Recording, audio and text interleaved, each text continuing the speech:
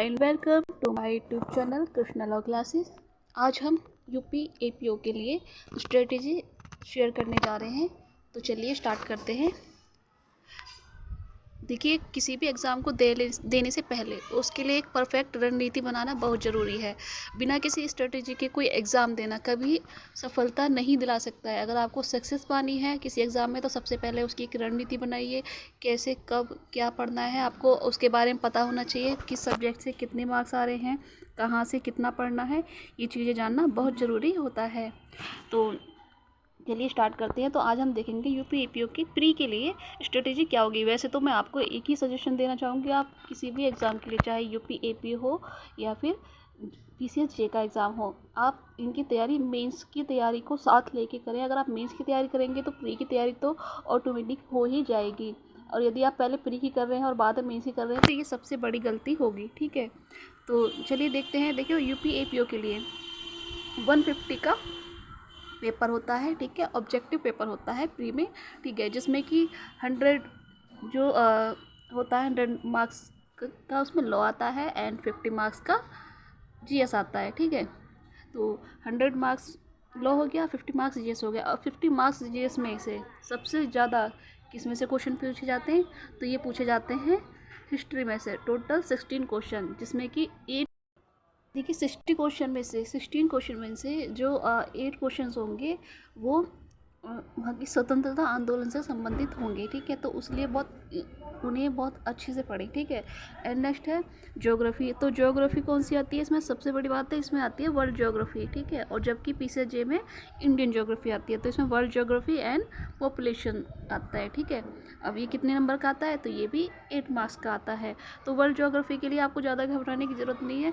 और इसमें क्या होता है कि जो पॉपुलेशन से संबंधित हैं, और वर्ल्ड ज्योग्राफी के लिए आपको डे टू डे अपडेट रहना पड़ेगा। मैगजीन्स पढ़िए और न्यूज़पेपर पढ़िए डेली। अगर आप अपडेट रहोगे तो आपके ये वाला पोर्शन कंप्लीट हो जाएगा। ठीक है, इसके लिए आपको ज़्यादा घबराने की ज़रूरत नहीं है। ठीक है, एंड नेक्स्ट चलते हैं साइंस। तो साइंस में से भी 8 क्वेश्चंस आते हैं। जनरल साइंस पूछी जाती है, तो ज़्यादा इसमें भी घबराने की ज़रूरत नहीं है। बहुत सिंपल ईजी क्वेश्चंस आते हैं। ठीक है, एंड नेक्स्ट चलते हैं करंट अफेयर्स। देखो, करंट अफेयर्स टोटल 10 मार्क्स का आता है। तो इसके लिए आप कोई भी अच्छी मैगजीन्स पढ़ लीजिए। ठीक है, कोई भी जिससे आपको, जो आपको सूटेबल लगती हो, जिससे आप पढ़ने में जो आपको सूटेबल लगती है, आप वही लें। ठीक है, और एक खाली एक मैगजीन से देखो कभी काम नहीं चलता। 1 से 2 मैगजीन आपको होनी चाहिए। देखिए, मान लीजिए आपने कोई एक मोटी या बड़ी मैगजीन ले ली, उसके बाद में एक छोटी मैगजीन आती है, तो जैसे कि ऑब्जेक्टिव टाइप क्वेश्चन होते हैं उसमें सॉल्व करने के लिए, तो वो भी ज़रूर लें। तो कम से कम 1 से 2 मैगजीन ज़रूर पढ़ें और डे टू डे अपडेट रहें, न्यूज़ पढ़ें। ठीक है, एंड नेक्स्ट आता है पॉलिटी एंड ट्रेडिशनल इकोनॉमी। इसमें आते हैं टोटल 8 मार्क्स। ठीक है, ये भी 8 मार्क्स का होता है। तो इसमें भी ज़्यादा उन्हें घबराने वाली ज़रूरत नहीं है। कॉन्स्टिट्यूशन पढ़िए पॉलिटी के लिए। ठीक है, और ट्रेडिशनल इकोनॉमी में भी ज़्यादा कुछ नहीं, आपको करंट से अप टू डेट रहना पड़ेगा। करंट से रिलेटेड ही क्वेश्चंस आते हैं। ठीक है, तो ये तो हो गया हमारा जीएस पोर्शन सारा।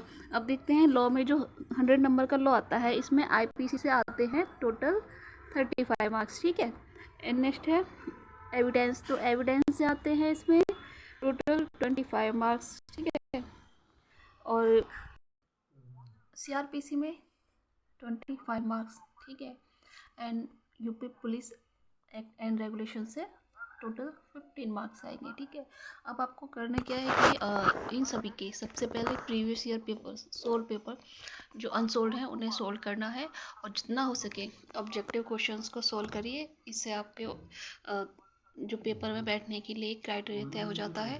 और मैं यही कहूँगी फिर से, अपनी स्ट्रेटजी अभी टाइम है, क्योंकि मेंस की तैयारी के साथ ही लेकर चलिए। अगर आप अभी से मेंस की तैयारी करेंगे तो आपकी प्री की ऑटोमेटिकली तैयारी हो जाएगी। ठीक है, तो अगर इस तरह से आप तैयारी करेंगे तो आई होप आपका सिलेक्शन ज़रूर होगा।